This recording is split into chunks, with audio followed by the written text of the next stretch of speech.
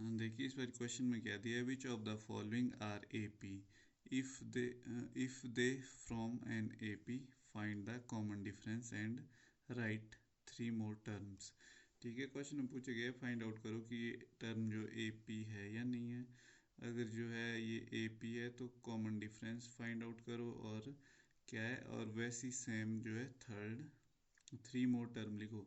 ठीक है, 3 मोर टर्म मतलब अभी तो कितनी है, ये 1 2 3 4 टर्म तो आई हुई है। ठीक है, अगर ये ए पी होती है, ठीक है, तो क्या करेंगे हम, जो इसके बीच डिफरेंस आएगा इन दो के बीच, इन दो के बीच और इन दो के बीच, क्योंकि वो सेम होगा तो उसमें उस डिफरेंस को 32 में प्लस करेंगे। इसको प्लस करके जो आएगा वो हमारे पास फिफ्थ टर्म हो जाएगी। फिर जो फिफ्थ टर्म आएगी उसमें उस डिफरेंस को प्लस करेंगे तो सिक्स टर्म आएगी। उसी डिफरेंस को और प्लस करेंगे, जो सिक्स टर्म आएगी हमारे पास प्लस करके तो सेवन टर्म आ जाएगी। तो सबसे पहले हम फाइंड आउट करते हैं कि क्या ये ए पी है या फिर नहीं है। तो उसके लिए सबसे पहले हमें क्या करना होगा, डिफरेंस फाइंड आउट करना होगा किसमें, फर्स्ट की 2 डिजिट के बिटवीन में। तो T2 minus T1 formula, T1 T2 T3 T4। ठीक है, तो इसको नाम दे देते हैं T1 T2 T3 T4। T यहाँ पे टर्म है, ठीक है, T4। तो सबसे पहले क्या, देखिए हम लिखेंगे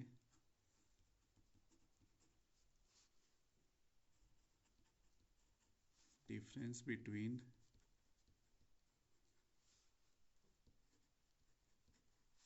सेकंड एंड फर्स्ट टर्म। ठीक है, तो second and first T2 minus T1। तो फॉर्मूला जो होता था, तो सेकंड टर्म हमारे पास है अंडर रूट 8 माइनस फर्स्ट है अंडर रूट 2। तो अब हम नेक्स्ट क्या करेंगे, इसको सॉल्व करेंगे। तो इसके हम जो है फैक्टर बनाएंगे। ठीक है, तो जैसे हम 8 के फैक्टर बनाते हैं, कैसे करते थे, 2 इंटू टू, 2 टू ज़ा 4, 4 टू ज़ा 8। ठीक है, और इसको हमने फैक्टर में बांट दिया। अब नेक्स्ट टर्म जो है -2, इसको हम ऐसे ही लिख देंगे -2। ठीक है, तो अब देखिए नेक्स्ट जो हमारे पास टर्म आई, अब देखिए नेक्स्ट क्या करेंगे हम, 2 इंटू 2 ये 2 हमने ऐसे लिखा और इन दो को कॉमन ले लिया, तो ये 2 का 2 लिख दिया माइनस अंडर रूट 2 हम सेम लिखेंगे। तो ठीक है, जो 2 था, 2 अब जो स्क्वायर था वो जो है बाहर आ जाएगा, और जो ये सिंगल है ये अंदर ही रह जाएगा। तो under root 2 minus under root 2 हो गया यहाँ पे। ठीक है, अब नेक्स्ट क्या हो जाएगा, यहाँ पे कॉमन लेंगे, अंडर रूट टू तो कॉमन आ गया, तो अंदर क्या बच के यहाँ रह गया 2, और यहाँ पे कुछ नहीं है तो मतलब 1। ठीक है, अंडर रूट 2 जो है कॉमन आ गया था तो कुछ नहीं था, 1 लिख दिया, और यहाँ अंडर रूट 2 कॉमन लिया तो यहाँ ये बाहर आ गया, तो अंदर बचा सिर्फ 2। 2 माइनस 1 1 होता है, तो यहीं लिख देते हैं अंडर रूट 2 इंटू 1। किसी वैल्यू को 1 से मल्टीप्लाई करेंगे तो सेम ही आएगा, तो इसका आ गया हमारे पास अंडर रूट 2। अब देखिए, तो फर्स्ट डिफरेंस हमने फाइंड आउट कर लिया है। अब देखिए सेकंड डिफरेंस फाइंड आउट करेंगे हम किसके बीच में,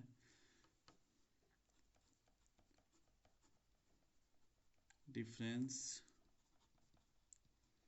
between third and second term. ठीक है, तो थर्ड और थर्ड ये है, सेकंड ये है, यानी कि T3 minus T2, T3 minus T2। तो T3 कितना है हमारे पास है, under root 18 minus under root 8। ठीक है, तो सबके बीच में हम कॉमन डिफरेंस फाइंड आउट कर रहे हैं। तो देखिए कितना आता है, तो देखिए क्या आ जाएगा यहाँ से, तो अंडर रूट 8, तो इसको हम यहाँ से स्टार्ट करेंगे। अंडर रूट 18 को हमने फैक्टर में डिवाइड करना है, 3 इंटू 3 इंटू 2, 3 3 ज़ा 9, 9 2 ज़ा 18। ठीक है, माइनस अंडर रूट 8 को करेंगे 2 इंटू 2, 2 2 ज़ा 4, 4 2 ज़ा 8। ठीक है, तो देखिए यहाँ पे क्या आ गया हमारे पास, तो थ्री था तो इसको कॉमन ले लेंगे हम, 3² इंटू 2 माइनस, तो यहाँ पे देखिए 2 जो कॉमन है तो इसको हम 2⁻² इंटू 2 सिंगल है, ठीक है। तो यहाँ पे क्या आ जाएगा, 3 जो बाहर आ जाएगा, देखिए जो 3² था हमने बाहर आ गया, अंदर आ गया √2 माइनस यहाँ 2 बाहर आ गया, स्क्वायर था तो अंदर बच गया जो स्क्वायर नहीं था 2, ठीक है। तो हमारे पास ये वैल्यू आ गई। तो देखिए अब क्या होगा, इसमें से हम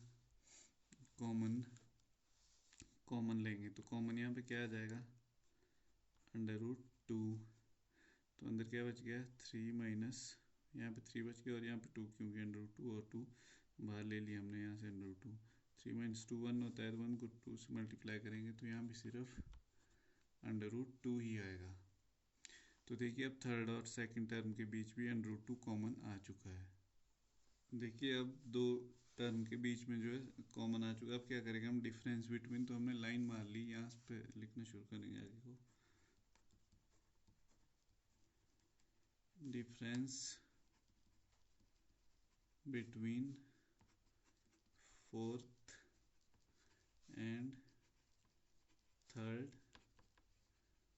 टर्म, ठीक है। तो क्या आ जाएगा, देखिए थर्ड क्या दिया, फोर्थ, यानी कि T4 माइनस थर्ड टर्म हमारे पास क्या थी, T4 माइनस T3, तो हमारे पास ये थी T4 हमारे पास था √32 और T3 हमारे पास है माइनस √18, ठीक है। तो अब देखिए नेक्स्ट क्या करेंगे, तो अब इसके फैक्टर बनाएंगे हम 32 के, 4 इंटू 4 इंटू 2, ठीक है, 4 4 ज़ा 16, 16 2 ज़ा 32 माइनस अब 18 के 2 इंटू 3 इंटू 3, 2 3 ज़ा 6, 6 3 ज़ा 18, ठीक है। तो देखिए आगे क्या करेंगे, यहाँ से ये कॉमन आ गया और ये कॉमन आ गया, तो 4 का स्क्वायर इंटू 2, तो √ ले लेंगे, माइनस यहाँ पे क्या है 2 इंटू 3 का स्क्वायर कॉमन आ गया, ठीक है।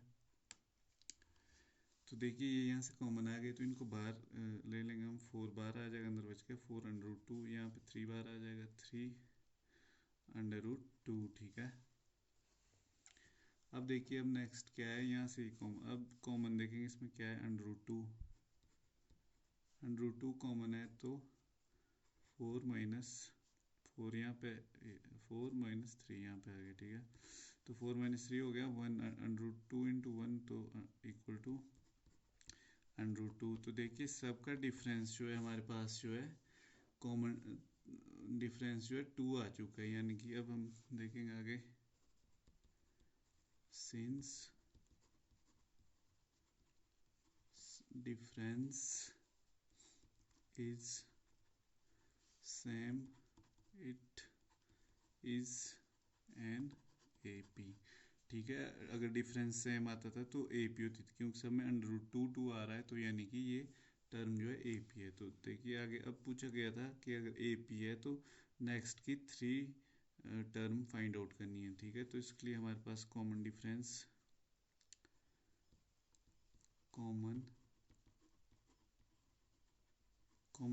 हमारे पास आया D इज इक्वल टू √2, ठीक है।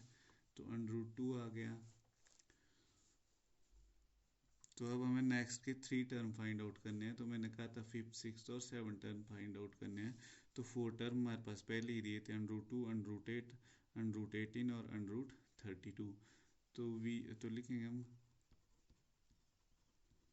We have given 4 terms, so we have to find out 5th 6th and 7th term, ठीक है। तो 5th टर्म, तो हमें ये 5th 6th और 7th टर्म फाइंड आउट करनी है। तो सबसे पहले देखिए 5th टर्म को फाइंड आउट करने के लिए हमें क्या करना होगा, तो 5th टर्म को फाइंड आउट करने के लिए क्या करना होगा हमें, देखिए 4th टर्म प्लस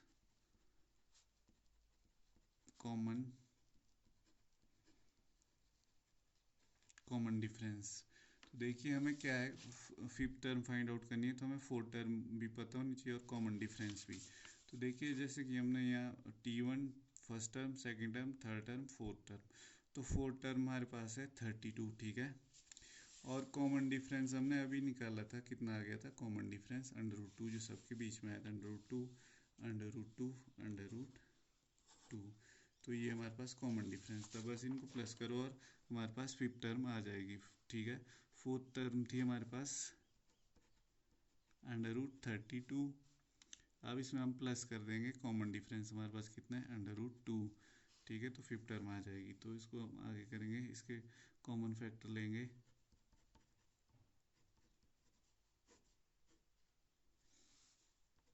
+2, 4 4 = 16, 16 2 = 32, ठीक है।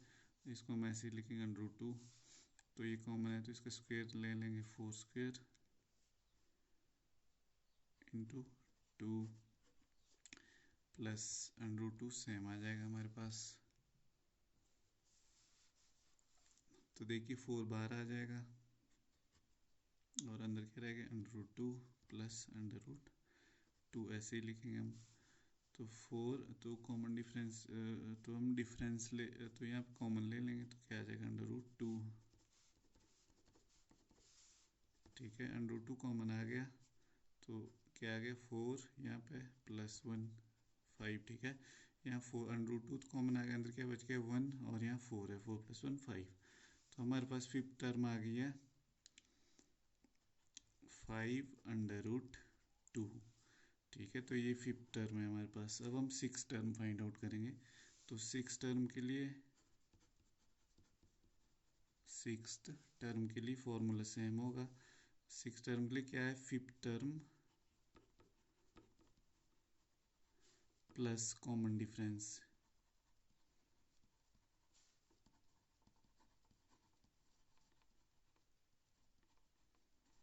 ठीक है।